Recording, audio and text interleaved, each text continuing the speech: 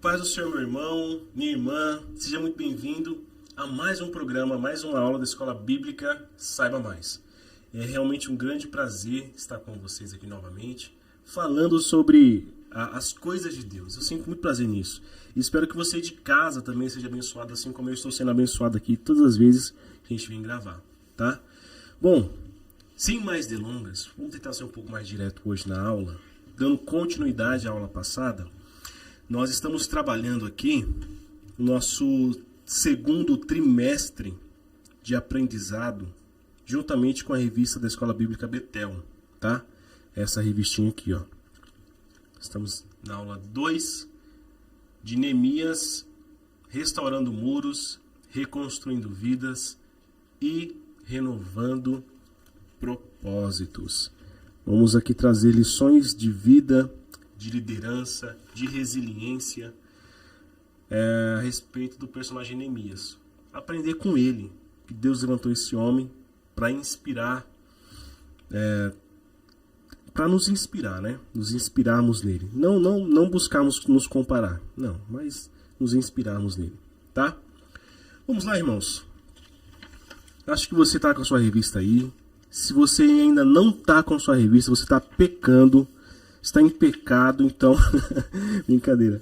Procure seu pastor, procure o líder da IBD, o superintendente e peça sua revista para ele, tá? Ainda dá tempo, estamos só começando as aulas, dá tempo suficiente de você pegar a sua revista, ver a aula passada, rapidinho lá, fazer suas anotações, ver essa aula, faz suas anotações e assim a gente dá sequência, para você não perder nada, nenhum conteúdo, tá bom? Bom, a aula 2 de hoje tem por título assim, ó, preparando-se para o agir de Deus. Mas espera lá, eu tenho que me preparar para Deus agir? Mas Deus não é soberano, Ele não age como Ele quer, da maneira que Ele quer, quando Ele quer? Sim e sim. Vamos tentar conciliar isso aqui. Será que há uma tensão nisso? Vamos ver o que o pastor, o bispo Samuel Ferreira nos trouxe como lições e principalmente, mais importante, o que o texto bíblico nos diz sobre isso, tá? Eu queria ler com você aí, além da sua revista, tenha uma Bíblia em suas mãos, próximo de você, para a gente estar acompanhando a leitura do texto bíblico, tá bom? Estou utilizando aqui a Almeida Corrigida Fiel, é a tradução que nosso ministério adota, eu acho ótima essa tradução aqui também. Ela é um pouco mais difícil? É, mas é muito boa. Vale muito a pena. Eu vou seguir aqui, irmãos, Neemias capítulo 2, do verso 1 ao verso 5. Tá bom? Neemias capítulo 2, do verso 1 ao verso 5. Que também são os textos de referência aqui da nossa lição de número 2. Diz assim: Sucedeu, pois, no mês de Nissan, no ano 20º do reinado de Artaxerxes, que estava posto vinho diante dele, e eu peguei o vinho e o dei ao rei. Porém, eu nunca estivera triste diante dele.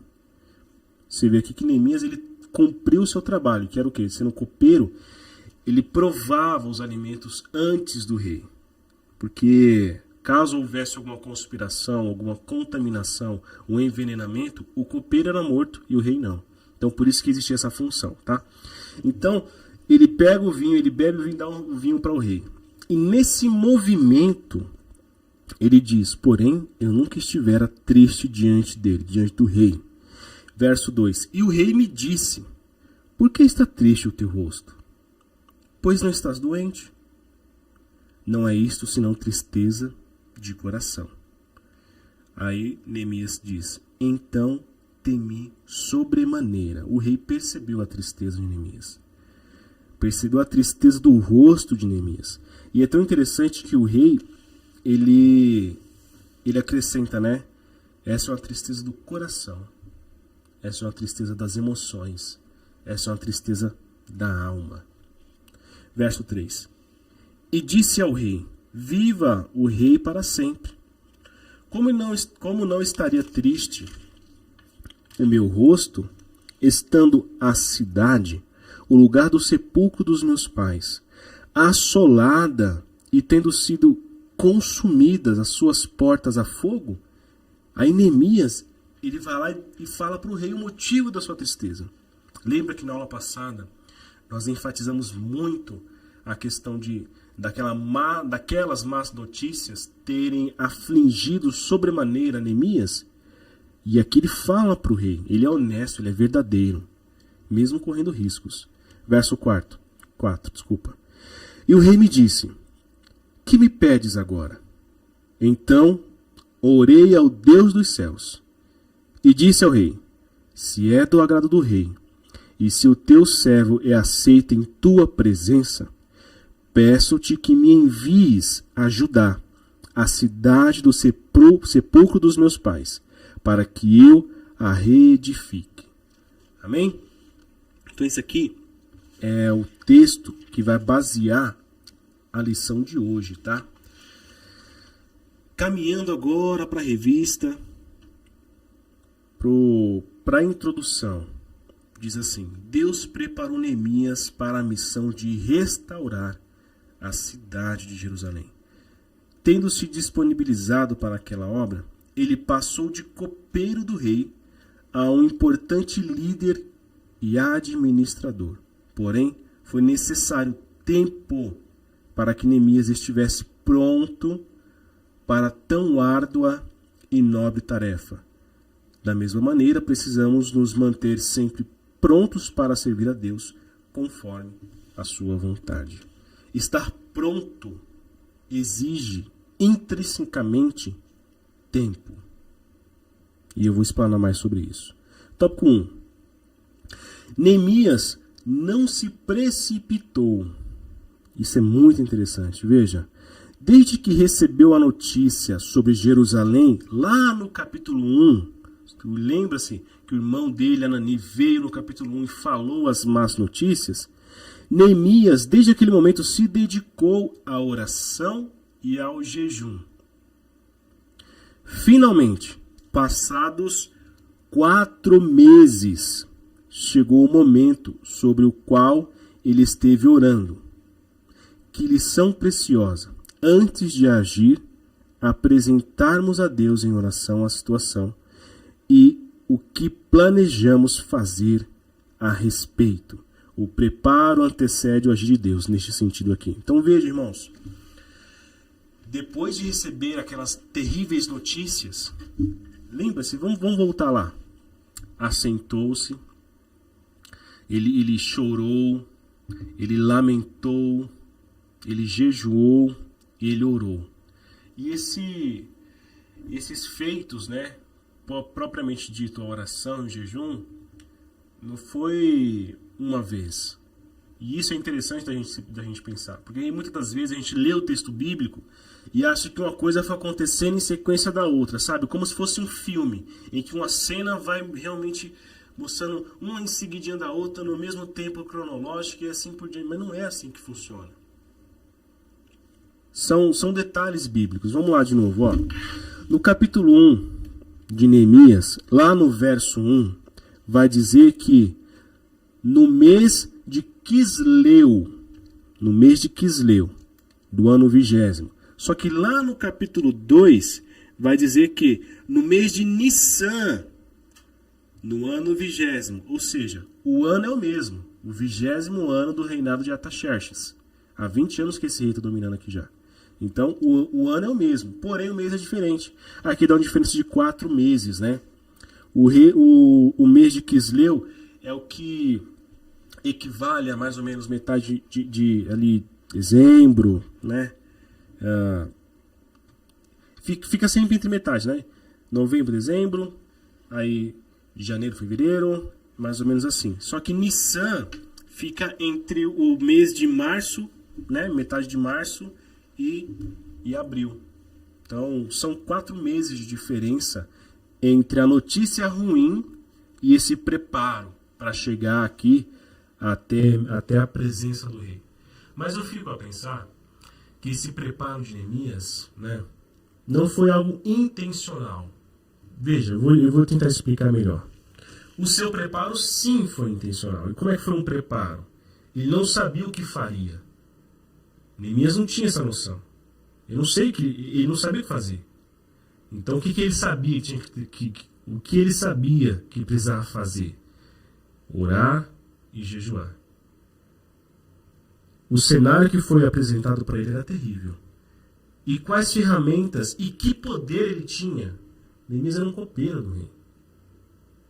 Neemias estava lá no palácio. Neemias não estava lá em Jerusalém.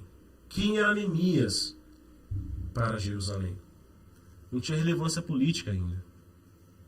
Quem era Neemias nessa situação? Então, eu fico a pensar que ele entendeu a sua posição. O que ele pode fazer? O que você pode fazer nessa dificuldade? Você tem poder? Você tem autoridade sobre isso? Não, não tem? Jejue e ore. E foi isso que Neemias fez. Neemias não tinha poder, não tinha autoridade, não tinha relevância suficiente. Então ele passa esse período de 4 meses. Não que ele estipula que serão 4 meses. Mas enquanto a oportunidade não chega, a solução não aparece, a resposta não vem, ele permanece em jejum e oração. Até que esta resposta, ou esta ocasião e oportunidade, apareça.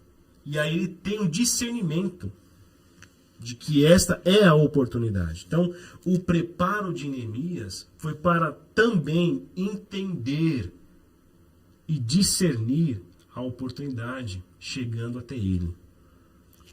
Vamos lá para o tópico 1.2. Não, 1.1. No finalzinho do tópico 1.1 diz assim: o fato de algumas respostas divinas demorarem aos nossos olhos não significa que tudo está perdido. Deus nunca perde o controle de nada. E no tempo certo trará a resposta. A gente é pragmático, eu sei, eu sou. Eu gosto de... Meu Deus, socorre-me, preciso agora, Senhor. Mas nem sempre é assim. Na verdade, na maioria das vezes não é. E muitas delas a gente ouve não ou não ouve nada. Até que começa a ouvir lá no fundo, ouvir lá na frente, uma fagulha, uma luzinha, um sinal. E aonde nesse período de que você não consegue ver e ouvir, você se dedica à oração, ao jejum, até mesmo ao lamento. É onde as suas emoções começam a ser novamente equilibradas. As suas percepções começam novamente a voltar ao eixo.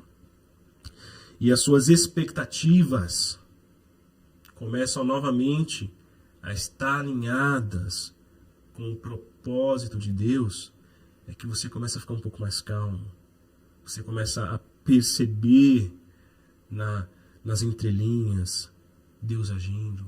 Você começa a perceber Deus levantando um amigo. Deus, como a gente falou na aula passada, Deus unindo propósitos.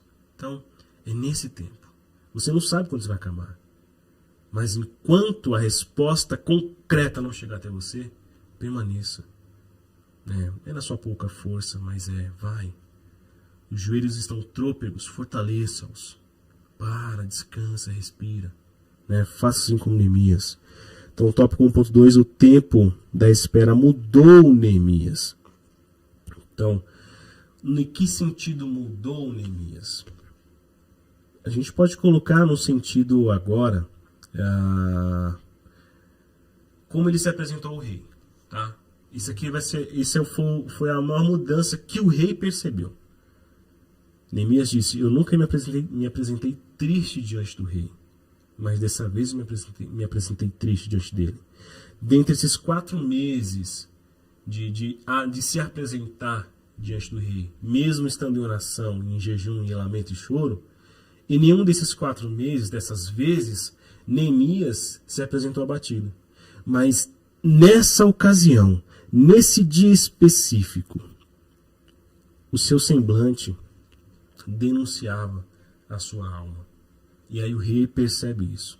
Então veja que há uma mudança para o rei quando olha Neemias, e há uma mudança em Neemias para com ele mesmo. Entendeu? Ele continua inconformado. Ele continua buscando resposta e solução para aquele problema que até então ele não tinha como resolver. O tópico 1.3. Neemias estava pronto para responder ao rei. E aí eu queria voltar com você lá no texto bíblico que nós acabamos de ler. Lá no verso 4. Diz assim: e o rei me diz... Não, verso 3, desculpa. Verso 3. Neemias dizendo para o rei, né? E disse ao rei: vive o rei para sempre. Como não estaria triste o meu rosto? Imagina só, como o rei, eu não estaria triste. Como eu não apresentaria a tristeza do meu coração, estando a cidade, né, a minha pátria, o lugar do sepulcro dos meus pais, o lugar onde meus pais estão sepultados. Vejo o valor da família, o valor da paternidade, da maternidade, o valor da tradição. Veja, olha só, como eu não ficaria triste se a cidade está assolada e tendo sido consumidas as suas portas ao fogo. Neemias responde isso para o rei. E o rei me disse: que pedes agora? Veja, imagina só você. Você está aí numa situação difícil também. Não sei, estou só fazendo pensamentos aqui. Situação financeira difícil. É o filho que não está obedecendo mais. O filho não quer saber da igreja. O trabalho está difícil. A vida emocional está um caco. A vida espiritual está às mínguas. Só restou uma pequena chama aí, né? O cenário à sua volta, a família, cada um indo para um lado. Meu Deus, o sangue de Jesus tem poder, misericórdia, Pai. E aí você começa a orar e buscar o Senhor, que é o correto e deve ser feito isso. Só que aí, quando chegar o momento em que você vai ter que dar uma resposta, tomar uma posição, se você não fez esse exercício de preparo espiritual antes, de discernimento, quando a oportunidade, a resposta ou a situação chegar, você não vai ter ferramentas espirituais, discernimento, sabedoria, inteligência espiritual para responder de maneira adequada. Entende isso? Esses pastores, esses líderes só falam que tem que orar, que tem que buscar. Então, mas não é que a gente só fala isso, é que está na Bíblia. A gente só lê e fala para você. E eu sei que não é fácil orar. Não é que nem sempre. Quase nunca eu quero orar. Eu quero buscar, jejuar, né? A correria, como eu falei na outra aula. Quase nunca a gente quer fazer isso. Não é que às vezes a gente não quer. Vamos ser honesto aqui. Quase nunca a gente quer fazer isso. Quase nunca a gente quer dispor o nosso coração. Quase nunca a gente quer expor nossa fragilidade diante dos Deus dos céus. E aí quando o rei pergunta para Neemias: tá, Neemias, o que você quer que eu faça agora? Está destruída, o túmulo de seus pais está lá, o sepulcro, a cidade está destruída, pegou fogo em tudo, tá, mas e aí? E agora? E se te perguntarem hoje, o que queres que te faça? Qual vai ser a sua resposta? Às vezes, o óbvio não é tão óbvio, nem para os outros e nem para nós, em meio à situação difícil. Então, esse momento de preparo é o momento que você precisa buscar a presença do Espírito Santo, buscar inteligência espiritual, para quando a perguntar, tá, o que você quer que eu faça agora? O que você vai responder? Aí no verso 4 em vez diz assim: então orei ao Deus dos céus. Irmãos, eu fico só pensando aqui, como é que foi essa oração de Neemias? Provavelmente foi uma oração rápida. Eu acho que foi mais ou menos assim: Senhor, me dá sabedoria, me dá estratégia, me dá disciplina. O que eu falo agora, Senhor? Eu vou abrir a boca, mas as tuas palavras que têm que sair. Veja que foram minutos, segundos talvez, para que ele responda ao rei. E aí, já inspirado por 4 meses de oração e jejum, no verso 5 ele diz: e disse ao rei: se é do agrado do rei, e se o teu servo é aceito em tua presença, peço-te que me envies a ajudar a cidade do sepulcro dos meus pais, para que eu a reedifique. Amém. Olha, irmãos, no tópico 2, a gente vai ver aqui, ó, lugar certo e hora certa. Neemias estava no lugar certo, aqui. Deus queria ele naquele lugar, lá dentro, servindo ao rei, servindo ao inimigo, mas para um propósito maior. Onde você está hoje, irmão, irmã? Você é o embaixador de Cristo aí. Claro que aqui eu estou fazendo um anacronismo, né? Trazendo. Mas pense. Neemias estava no local certo. Lembra-se de Esther também, quando Mardoqueu fala para ela: olha, você está aí, mas quem sabe não foi porque Deus queria que você estivesse aí para livrar o povo aqui. Então, está no local certo. Tópico 2.1, no final ele diz assim, ó: ainda hoje Deus tem o poder para criar circunstâncias para nos fazer chegar aonde ele prometeu que nos levaria. E eu vou até dizer de uma outra maneira aqui. Deus ainda hoje, Deus continua colocando pessoas estrategicamente em lugares específicos para que o seu reino avance poderosamente. Seja numa igrejinha que precisa ser revitalizada, seja na Câmara dos Vereadores. Deus coloca pessoas para que o seu reino e o seu propósito avance. Tópico 2.3 fala sobre confiar em Deus, não dispensa o planejamento. Eu confio, ter cruz dos dedos, confio, mas não se planeja, não busca qualificação, não busca informação. Hoje nós vemos na era da informação, aí tá informação em tudo quanto é lugar. A gente não procura, não se planeja, não faz cálculos. Não, tem que sermos prudentes, irmãos. Confiar em Deus não dispensa o planejamento e o preparo. Não dispensa. Tópico 3, vamos caminhar aqui para o final da nossa aula. Preparados para a missão. Tomar até uma água aqui. A história de Neemias é rica em verdades importantes para o nosso tempo. Entre elas, a necessidade de estarmos preparados para o chamado de Deus e a importância de agir com sabedoria e firmeza diante dos desafios da vida. Então, nós não sabemos quando será a nossa vez, né, de responder ao sim. Eu estou dizendo isso de uma forma mais ministerial, tá? Mas até que isso aconteça, precisamos nos preparar para que quando ocorrer, assim como um jogador no banco de reservas está se aquecendo e tal, não sabe se vai entrar em campo hoje, mas está lá, está preparado. Se o técnico chamou, você vai. Se não chamou, você estava preparado. No próximo jogo, você continua preparado, vai que ele te chama. Então é dessa mesma maneira que a gente tem que estar. Sempre nos preparando. Para que quando o Senhor nos chamar, nós não estamos prontos no sentido de perfeito, sem lapidação, mas estamos o mais qualificado possível para exercer qualquer função com zelo, sabedoria e fidelidade ao Senhor. Tópico 3.1. O chamado pode surgir de uma necessidade. Isso aqui é bem interessante, olha só.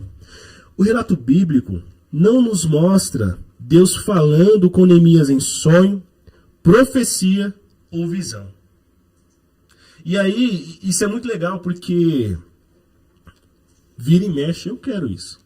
Né? Às vezes eu preciso tomar uma decisão difícil, uma decisão que envolve valores, que envolve dinâmica familiar, enfim. E aí a gente fica orando e buscando ao Senhor. Senhor, fala comigo, me mostra, Senhor, o que eu devo fazer, me dá sabedoria, me direciona e tal. Aí a gente fala, Senhor, fala comigo em sonhos, levanta alguém para falar comigo, Senhor, me dá uma visão. Mas às vezes Deus não vai fazer isso. Deus não vai mandar profeta sempre. Deus não vai dar sonho sempre. Deus não vai dar visão sempre. Não vai. Porque esses são meios extraordinários. Desculpa. Estes são meios extraordinários de Deus agir. Sonhos, visões, profecias, revelações são meios extraordinários de Deus falar com o seu povo, com seus filhos. Mas tem os meios ordinários. A palavra de Deus. Um irmão da sua igreja, num aconselhamento, às vezes está buscando um profeta, uma profeta, mas o que você precisa é de um conselheiro. Entende a diferença? Então, no caso de Neemias, não teve profecia, não teve sonho, não teve visão. O seu chamado nasceu de uma necessidade de restaurar e socorrer o povo judeu do estado de miséria em que se encontrava. Aí não tem profeta, não tem sonho, não tem visão. O que tem então? Tem necessidade. Tem inconformidade. Tem inconformismo. Deus te mostrou alguma coisa que você falou, poxa, isso aqui não está tão legal. Dá para melhorar. Deus talvez está falando com você agora. Você está pensando nisso. Mas e aí? Eu não sou um profeta. Jamais eu me colocar nesse estado aí. Jamais. Mas quem sabe é essa mensagem que você precisava ouvir. Não é profecia, não é visão, mas é a necessidade. É a necessidade que vai te mover. Não porque você é utilitarista ou estão utilizando-se de você, mas é porque Deus te mostrou uma necessidade. E você tem as ferramentas, as qualificações necessárias para suprir essa necessidade. Quando Deus determina a situação, quando determinada situação nos aperta o peito, é possível que seja Deus nos chamando para aquela obra. Sonde o seu coração. Seja honesto com você. Seja honesto com Deus. Seja honesto com a sua comunidade. Seja honesto com a palavra de Deus. Seja fiel a ela. Se Deus está te mostrando alguma coisa, peça discernimento ao Espírito Santo. Converse com um pastor mais experiente que você. Peça um conselho. Volte em oração. Se permanecer esse sentimento, eu não estou falando sobre rebelião, sobre rebeldia. Eu estou falando sobre disposição para servir. Se você sente isso, põe-se em pé. Põe-se disposto a servir e a agir diante de Deus e da sua comunidade de fé. Amém? Então, o tópico 3.2 fala sobre prontos para agir diante da resposta de Deus. É mais ou menos o que eu já vinha falando aqui. E o tópico 3.3 é dependendo de Deus somente. E aí tem uma frase que eu queria mencionar antes de a gente terminar. A autossuficiência, ela revela um coração orgulhoso e soberbo. A obra de Deus sempre vai precisar de pessoas. Sempre vai precisar. Porque ela é feita por pessoas. Né? Mas totalmente na dependência do Espírito Santo. A obra de Deus depende de Deus para que seja cumprida. Se tiver alguém que tenta se levantar com sua autossuficiência, com seu ego lá em cima, tentando fazer pelas suas próprias forças, vai dar errado. Vai dar errado. Nunca deu certo. Nem o relato bíblico deu certo isso. Então a autossuficiência, ela revela um coração orgulhoso e soberbo. Deus resiste ao soberbo, mas dá graça ao humilde. Dá graça, dá favor ao humilde. Então, essa foi a aula de hoje. Eu espero que você tenha sido abençoado.